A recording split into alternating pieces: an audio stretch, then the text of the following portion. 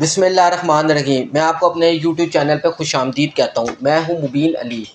उम्मीद है कि आप जहाँ कहीं भी होंगे खैर व आफियत से होंगे। अल्लाह ताला आपको अपने हिफ्ज़ व मान में रखे। आज मैं बड़े ही एक अहम टॉपिक को लेकर आपके सामने हाजिर खिदमत हूँ।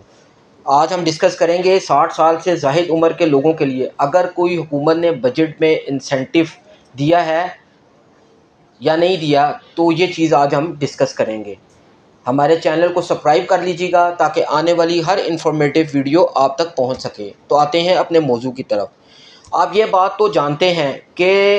हर साल रिटायर्ड मुलाजमीन की तनख्वाहों में इजाफ़ा किया जाता है और साथ ही जो उनकी पेंशन्स में भी इजाफ़ा किया जाता है।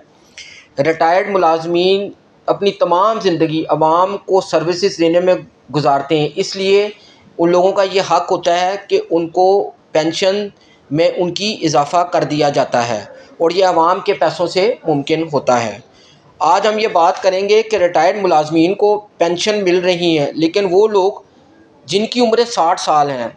और उन्होंने तमाम ज़िंदगी अपना टैक्स पेड किया है, लेकिन अब वो बुढ़ापे की उम्र को पहुंच चुके हैं, जिस्म कमज़ोर हो चुका है, तो क्या ऐसे लोगों की कोई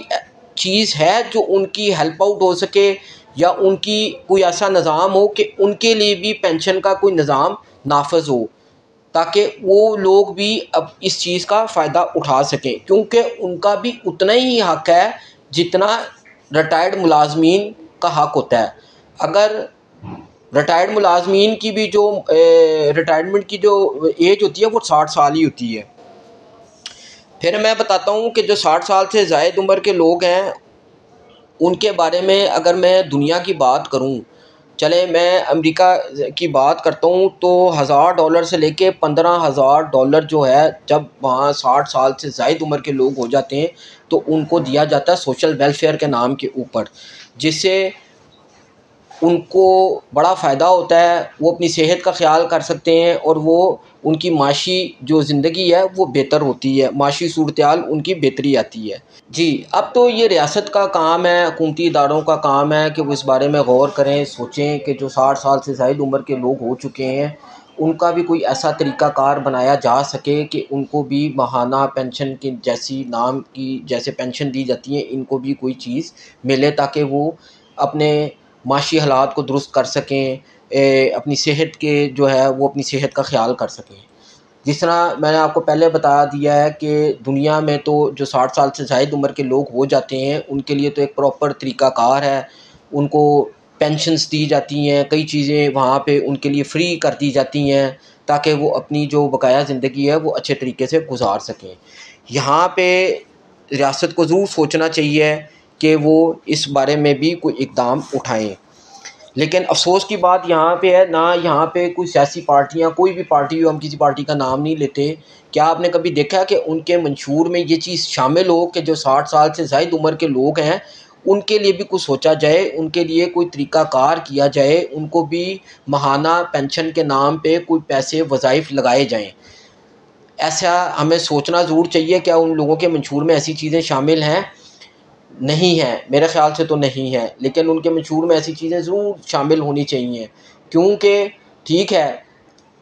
जो